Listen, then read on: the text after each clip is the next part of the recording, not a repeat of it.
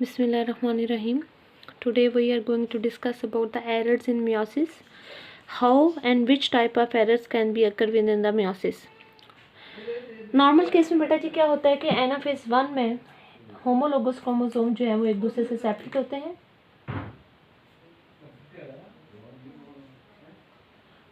ये जो spindle fibres हैं they will pulling the chromosomes को पुल करेंगे, शॉर्टन होंगे, पुल करेंगे, जिस वजह से जो क्या होगा कि होमोलोगस क्रोमोसोम जो है वो एक दूसरे से सेपरेट हो जाएंगे. और एनाफेज 2 में बेटा क्या होता था कि सिस्टर क्रोमैटिड्स जो हैं वो एक दूसरे से सेपरेट हो जाते थे. यूँ that is the normal state कि जिसके नतीजे में जो सेल्स बनेंगे, जो गैमीट्स बनेंगे वो नॉर्मल बनेंगे.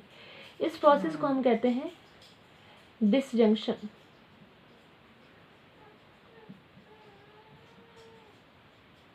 डिसजंक्शन का मतलब होता है जी अलग हो जाना.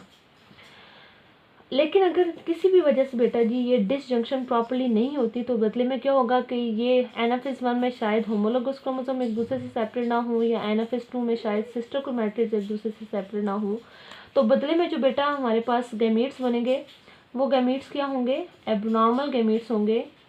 कुछ गैमीट्स में जो है नंबर ऑफ द क्रोमोसोम ज़्यादा हो जाएंगे और कुछ में नंबर ऑफ द क्रोमोसोम जो है वो कम हो जाएंगे. इस प्रोसेस को हम कहेंगे non disjunction. When the separation of chromosomes is not normal in the case of meiosis, abnormal gametes will be synthesized. So क्या होगा हमारे पास, इस प्रोसेस को हम कहते हैं क्या, नॉन डिसजंक्शन. तो बेटा जी जो एबनॉर्मल गैमीट्स हैं, अगर इन एबनॉर्मल गैमीट्स का क्रॉस हम किसी नॉर्मल गैमीट से भी कर दें तो उसके नतीजे में जो ऑर्गेनिज्म प्रोड्यूस होंगे वो एबनॉर्मल ऑर्गेनिजम्स होंगे. फॉर एग्जांपल मेरे पास जो है ह्यूमन सेल का एक एबनॉर्मल गैमीट है डैट कंटेनिंग द 24 क्रोमोसोम्स, और एक हमारे पास बेटा जी क्या है, एक नॉर्मल वाला है that contain the 23 chromosomes.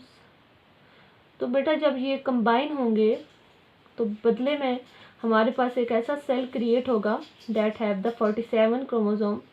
47 is abnormal situation for the human body cell, क्योंकि ह्यूमन बॉडी सेल में नॉर्मली 46 क्रोमोसोम्स होते हैं. इसी तरह अगर नंबर ऑफ द क्रोमोसोम्स कम है किसी एबनॉर्मल गैमीट में, फॉर एग्जांपल 22 है, तो 22 वाला मैच जब बनाएगा 23 के साथ तो बच्चे इसके नतीजे में जो ऑर्गेनिज्म प्रोड्यूस होंगे वो 45 वाले होंगे.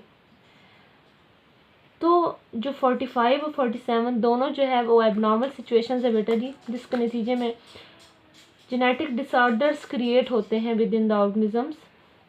फॉर एग्जांपल कॉमनली मैं डिस्कस करने लगी हूँ डाउन सिंड्रोम.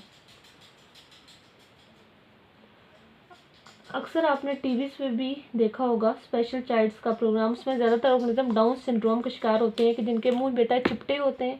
कुछ लोग और कुछ बच्चे जो होते हैं, कुछ जो होते हैं बच्चे जो है वो कुछ गूंगे होते हैं, कुछ बहरे होते हैं, लेकिन उनके फेस कट जो है वो एक दूसरे से ज़्यादातर मिलते जुलते हैं.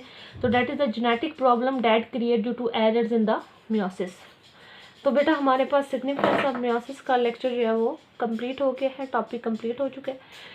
ओके स्टूडेंट्स, अल्लाह हाफिज़.